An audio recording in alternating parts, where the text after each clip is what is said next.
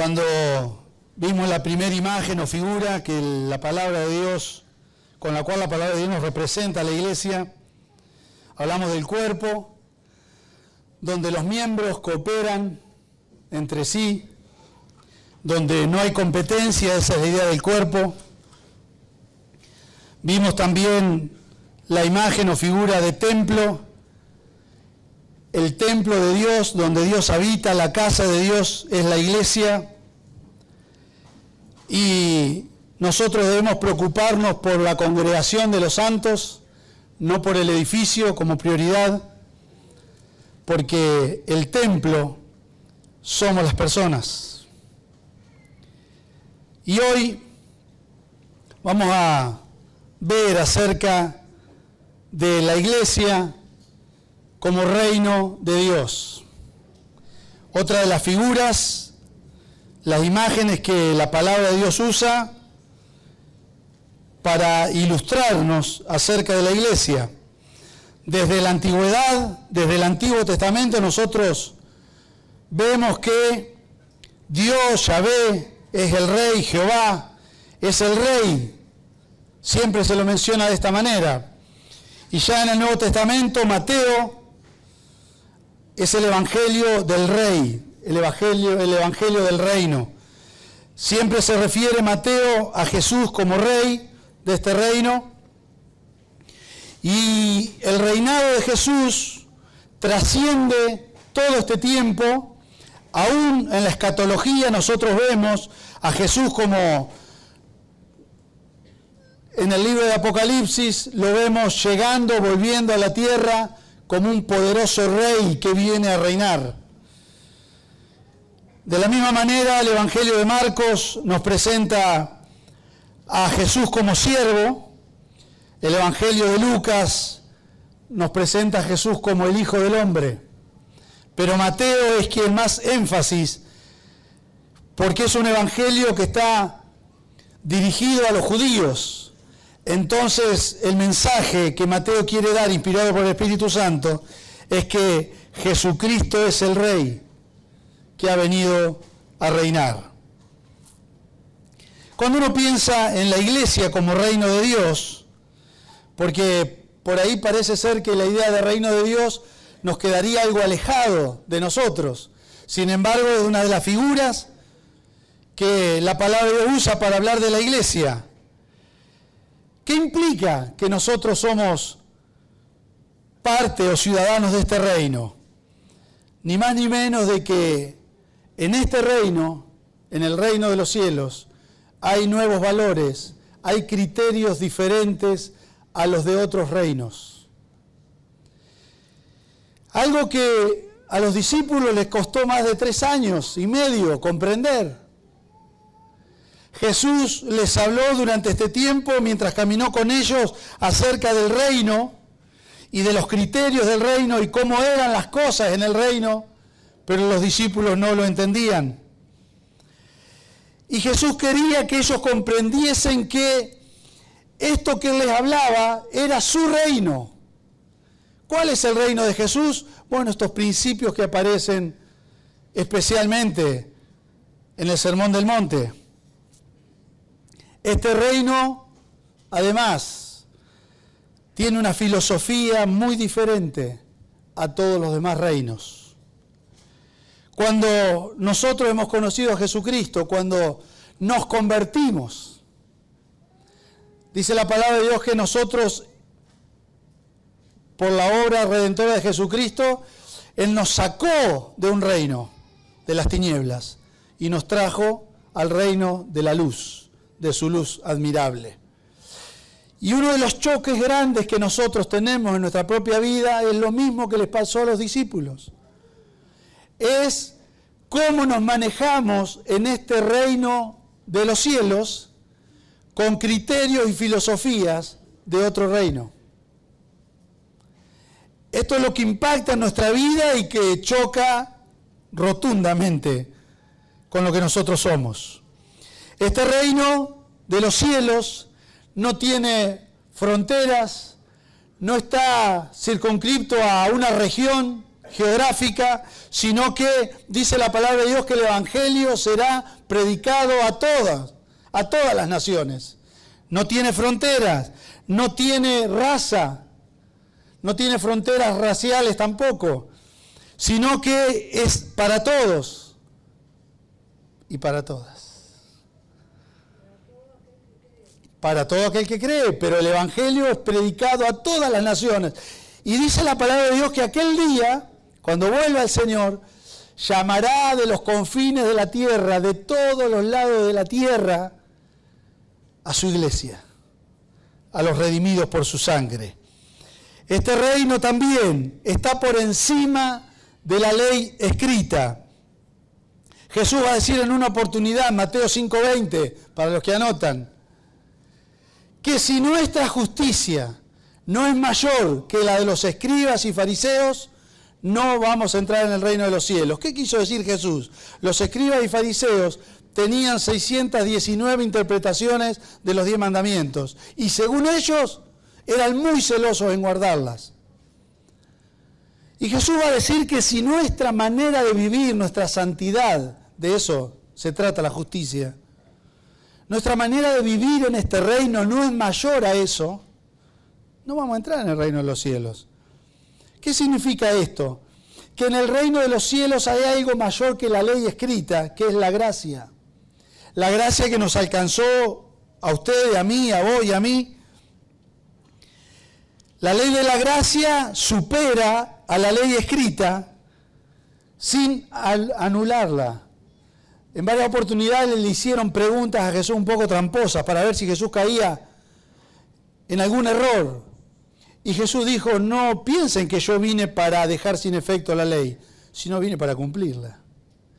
Así que se espera que los ciudadanos de este reino superemos aún la ley escrita. No por aferrarnos a la ley, sino porque en la gracia que nos ha sido dada, nosotros somos llamados a hacer mayores cosas que lo que la ley decía. En este reino también se enfatizan principios superiores. No son principios nuevos, sino que son criterios y principios reenfocados otra vez porque Israel, como nos suele pasar a nosotros muchas veces, se había olvidado de lo que Dios le había pedido que hiciera. Entonces ahora Jesús, en este nuevo reino que Él viene a inaugurar con su venida, tiene que ver con recordarnos o reenfocar nuestra vida en los principios del reino de los cielos. Esto está desarrollado profundamente en el Sermón del Monte para nosotros, y de cada punto que uno pudiese mencionar se podría hablar mucho tiempo. Pero en este reino hay superiores valores humanos.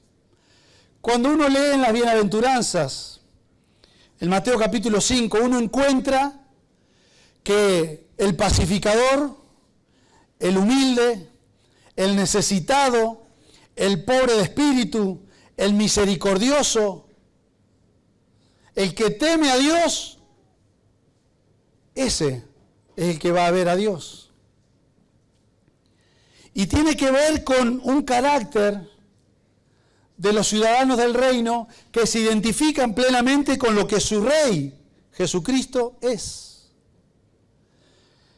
Por otro lado, a veces nosotros, en el modelo que estamos siendo educados desde que nacemos acá, en los criterios de este reino terrenal, nosotros puede ser que hasta de alguna manera podamos engancharnos con esta idea de que aquel que es vivo, aquel que atropella, aquel que es soberbio y se sale con la suya, parecería ser que es la persona que podemos llegar a admirar.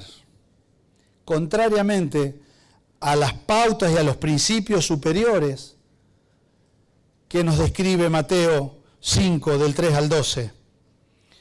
También en este reino hay métodos superiores de conquista y propósitos superiores.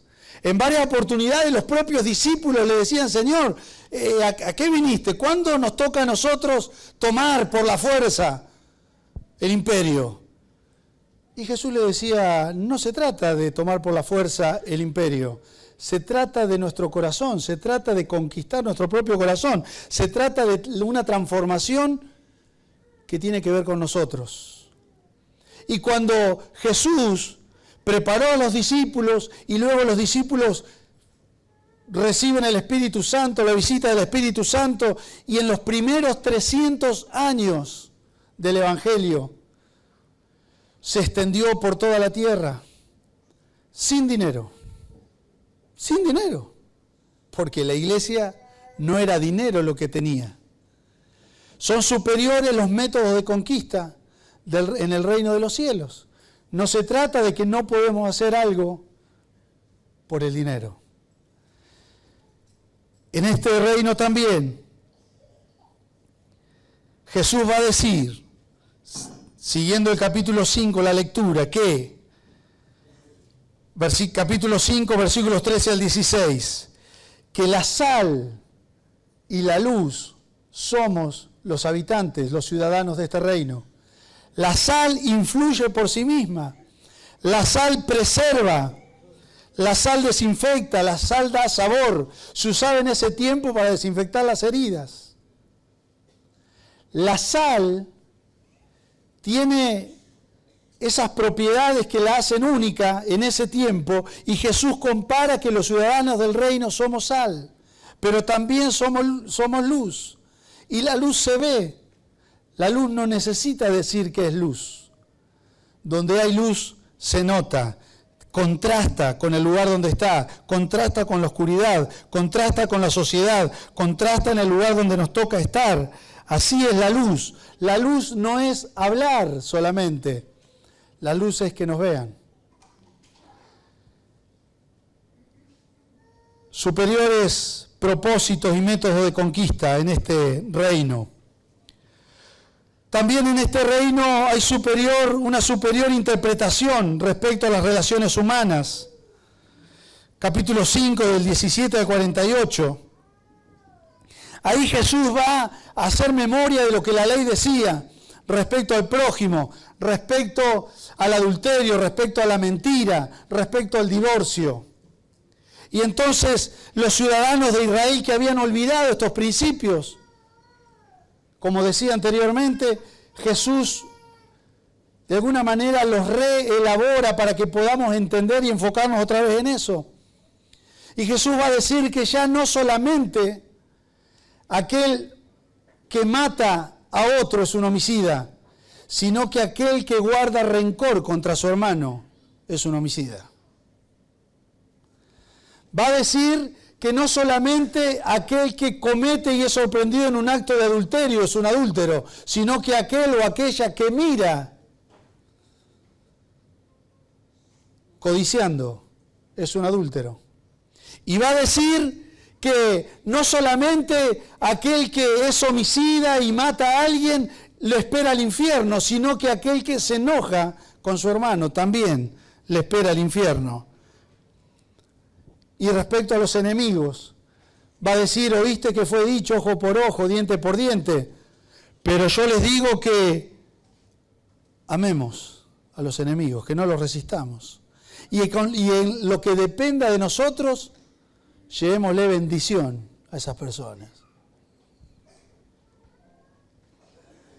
¿Qué le pasaba a Jesús? Alguien diría que tomó Jesús. Por eso los discípulos no entendían y nosotros nos cuesta entender todavía. Los ciudadanos del reino de los cielos se identifican con su Señor que hacía esto. Jesús no nos está diciendo que hagamos algo que Él no hacía. Jesús nos está diciendo que lo imitemos a Él. En este reino hay superiores pautas de relación entre los súbditos que somos nosotros, el rey que es Él y el reino que es la iglesia. Y a partir del capítulo 6, lo que va a dejar en claro Jesús, que es el Espíritu Santo el que debe inspirar nuestras prácticas religiosas, que no se trata de lo ritual, que no se trata de hacer lo que ya sabemos, que no se trata de hacer lo legal, no se trata de hacer solo lo que sabemos que tenemos que hacer, sino que el Espíritu Santo debemos tener nosotros una relación genuina, íntima con Él, de tal manera que Él nos inspire a hacer lo que debemos hacer. En este sentido, Jesús va a mencionar por lo menos 3 prácticas comunes de la gente religiosa de ese tiempo: orar, dar, ofrendar, orar y ayunar. Eran prácticas que los que estaban escuchando, los judíos, conocían muy bien. Ahora lo que Jesús está queriendo decirnos, que cualquiera de estas cosas que nosotros hagamos sin la inspiración del Espíritu Santo, sin una relación genuina con nuestro Señor, no tienen valor. Y uno podrá empezar a pensar cuántas cosas, cuántas veces habremos orado, aunque Jesús dice que si alguien tiene algo con nosotros antes de dejar la ofrenda, dejemos la ofrenda y vayamos a arreglar. ¿Cuántas veces habremos ofrendado sin arreglar? ¿Cuántas veces habremos orado sin arreglar lo que teníamos que arreglar? No se trata de lo legal, no se trata del rito, de las prácticas que ya conocemos. Se trata de una vida genuina, de intimidad con nuestro Señor, que es el Rey de este reino. Por eso Jesús va a decir más adelante, ¿por qué me dicen Señor? A los discípulos y a los que les escuchaban, si no hacen lo que yo les mando. ¿Y nosotros? ¿Cuántas veces? Millones de veces habremos dicho Señor. Y seguimos nosotros haciendo lo que queremos nosotros. Del versículo 19 al 34, hay valores superiores también del reino frente a las cosas. El Señor va a hablar en estos versículos del 19 al 34 de cuál es el verdadero tesoro. Va a decir a los discípulos que alguno le había preguntado, Pedro, Juan le habían preguntado, Señor, nosotros que dejamos el barquito, dejamos las redes, Señor, dejamos el trabajo, dejamos aquellas cosas que nos daban de comer, lo dejamos para seguirte a vos, Señor, ¿qué va a pasar con nosotros? Tenían una preocupación real, tan real como la nuestra, porque mañana ya empiezan a vencer varias cosas, ¿no? Los servicios y todo eso empiezan a vencer. Me levantan la ceja, tienen la de espada alguno. Pero, y uno puede tener cierta preocupación de ciertas cosas. ¿Y qué va a pasar? ¿Y qué va a pasar con el futuro? ¿Y qué va a pasar después de las pasos? ¿Y qué va a pasar? ¿Y todo qué va a pasar? Y el Señor le va a decir a los discípulos, ¿vieron las aves? ¿Vieron? No tienen que preocuparse mucho porque hay alguien que las alimenta. Y vieron los lirios del campo, que es una flor silvestre de esa región, que es hermosa. Y dice, nadie, no se tiene que preocupar por nada y sin embargo tienen la belleza que tienen. Hay alguien que cuida de ellas. De la misma manera hay alguien, le dice Jesús a los discípulos y nos dice a nosotros, que en el reino de los cielos hay alguien que cuida de nosotros. ¿Y por qué será que Jesús insiste tanto en que no nos desesperemos por las cosas? ¿Sabe por qué? Porque nos conoce y sabe que nos desesperamos por las cosas. ¿Y acaso va a decir Jesús en estos versículos, por más que alguien se desespere, va a poder hacer algo?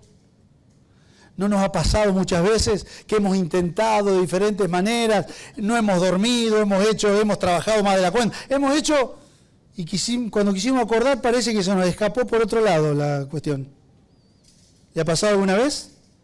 ¿Sí? A mí también. ¿Sabe por qué? Porque nos ha faltado creer que el Rey se ocupa de nosotros. Y esto choca también con lo que nosotros somos, como chocaba con los discípulos. Porque la preocupación de los discípulos era qué iba a pasar con los bienes materiales. Y nuestra preocupación muchas veces también es la misma. ¿Qué va a pasar con nuestros bienes materiales? Los valores del reino versus los valores materiales. En este reino también hay superiores relaciones interpersonales. Capítulo 7, del 1 al 12. Ahí Jesús va a comenzar diciendo, no juzguéis para no ser juzgados. Y el Señor nos da a nosotros la posibilidad de elegir la vara con la cual queremos que nos midan. ¿Somos muy duros? Serán muy duros con nosotros. ¿Tenemos misericordia? ¿Somos compasivos? Serán compasivos y tendrán misericordia con nosotros. ¿Somos rápidos para encontrar el error ajeno? Es la vara.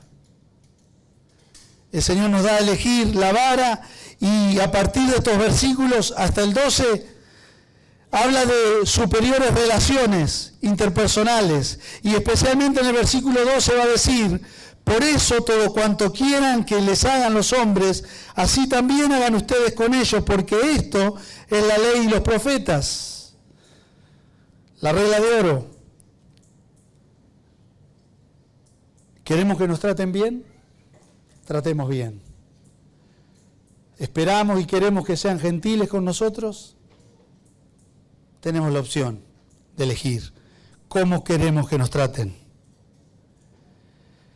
Hay una superior actitud de seriedad frente al reino. Y aquí me quiero detener ya para terminar. ¿Cuál es el reino? Aquí en la tierra, la iglesia de Jesucristo. Una actitud superior de seriedad frente a la iglesia de Jesucristo. Y aquí nos debemos preguntar, ¿qué es la iglesia para nosotros? ¿Es un lugar para reunirme? ¿Es un lugar para recibir? ¿Es un lugar para que yo me sienta bien? ¿Es un lugar para que me den algo? ¿Qué es la iglesia? Nosotros somos llamados a cuidar la iglesia del Señor, que es el reino de Jesús aquí en la tierra. Respecto a nuestras motivaciones, a nuestra manera de ver las cosas, respecto a aquellas cosas que nosotros decimos y con derecho quizá, qué sé yo, que es nuestra manera de ver las cosas y así debiera ser. Pero en la iglesia del Señor, lo que importa es lo que al Señor de la iglesia le importa. No es mi manera de ver las cosas. Los peligros que acechan a la iglesia en este tiempo. Eso es algo para el cual estar atento. Hoy cuando mencionaba el tema de orar por nuestro país, son los tiempos que nos toca vivir. Y si bien la iglesia del Señor de diferentes maneras va a sufrir persecución en los tiempos finales, porque Jesús ya lo dijo, nosotros debemos velar y estar atentos por la iglesia del Señor. Y en lo que dependa de nosotros, no causar un daño a la iglesia del Señor, porque es el reino de los cielos. Estas verdades Jesús las ha transmitido para que nos sirvan a nosotros de una base de cómo manejarnos, no solamente para que las repitamos. Y la pregunta que nos podemos hacer también es, ¿qué hacemos con esto?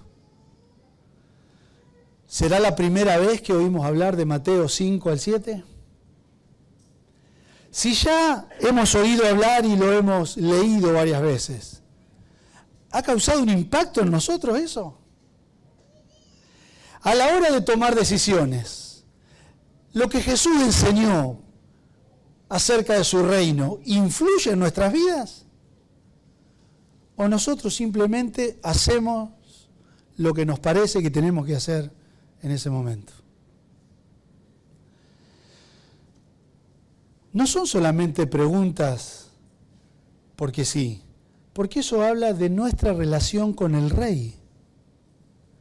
Si nosotros no somos capaces de cambiar algo en nuestra vida por amor a ese Rey, que tiene todo derecho y potestad sobre nosotros porque murió en la cruz y nos compró, y como venimos diciendo en esta serie, le pertenecemos a Él. ¿No podemos cambiar algo nosotros de nuestra conducta? ¿No podemos cambiar algo de nuestro juicio? ¿No podemos aflojarle al juicio? ¿No podemos salirnos del rencor de lo que alguien nos hizo hace tiempo? A la hora de revisar estas verdades, es para que no nos pase lo que le había pasado al pueblo de Israel cuando Jesús habló esto. Que se habían olvidado, por eso Jesús volvió a hablarles de lo mismo, que ya conocían. El Señor Jesús, hablando del reino, y uno podrá decir, en el reino estamos nosotros, personas totalmente diferentes. Personas que algunas comenzamos hace tiempo, otros hace menos tiempo, siguiendo al Señor. Pero la pregunta es para que cada uno desde el lugar donde cree que está, nos la hagamos. ¿Qué ha pasado con el Evangelio en nosotros? ¿Ha producido algo? ¿O solamente esa nata para hablar a otro y el otro se entere lo que yo ya sé de la Biblia? Eso es anata, no sirve para nada. Si yo me quedo, como dijo Jesús, solamente con la religiosidad de practicar algunas cosas, porque de chiquitito me enseñaron que las tengo que practicar, pero no hay vida de Jesús en mí, entonces no tengo nada. Si a la hora de acercarme a Jesús yo no puedo tener intimidad con Él en su presencia, no tengo nada. Si al acercarme a su mesa o acercarme en oración a Él, yo no puedo disfrutar de encontrarme con Él y seguir siendo transformado por Él, entonces no tengo nada. O tengo simplemente la religión. Por último, se había dado entre los discípulos una discusión acerca de quién iba a ser el mayor en el reino. Jesús. Jesús podría hablarnos a nosotros hoy también, ¿no? ¿Quién será el mayor? ¿Quién tiene más peso? En cualquiera de los círculos cristianos. Y en medio de esa disputa, donde dos discípulos, Juan y Santiago, le dicen a Jesús, Señor, cuando vos vengas en tu reino, podemos sentarnos uno a la derecha, el otro a la izquierda, queremos estar cómodos al lado tuyo, Señor. Jesús casi ni les responde porque dice el texto ahí de Marcos capítulo 10, 42-45, lo lee en su casa después, dice que el resto de los discípulos, los otros 10, que eran como Juan y Santiago, lo único que no hablaron, se habían enojado con los otros dos. ¿Por qué? Porque querían lo mismo. Entonces Jesús, conociendo el corazón de los 12, como conoce nuestro corazón hoy, les dice, ¿saben lo que es ser grande? ¿Alguno quiere ser grande en el reino? Bueno, sea el siervo de todos.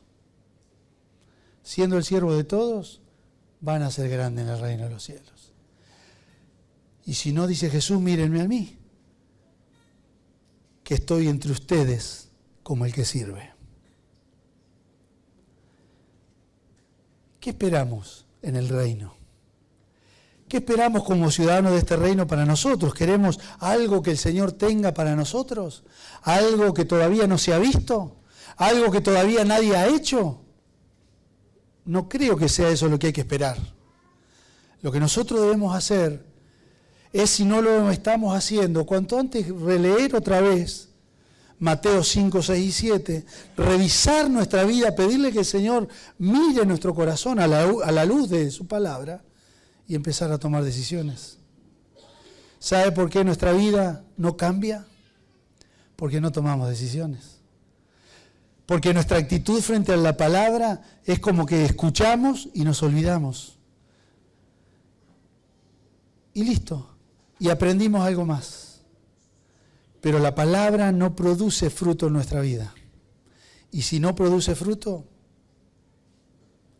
no pasa nada. Por eso no se trata de tiempo acumulado en el reino de los cielos, sino se trata de transformación de nuestras vidas en el reino de los cielos.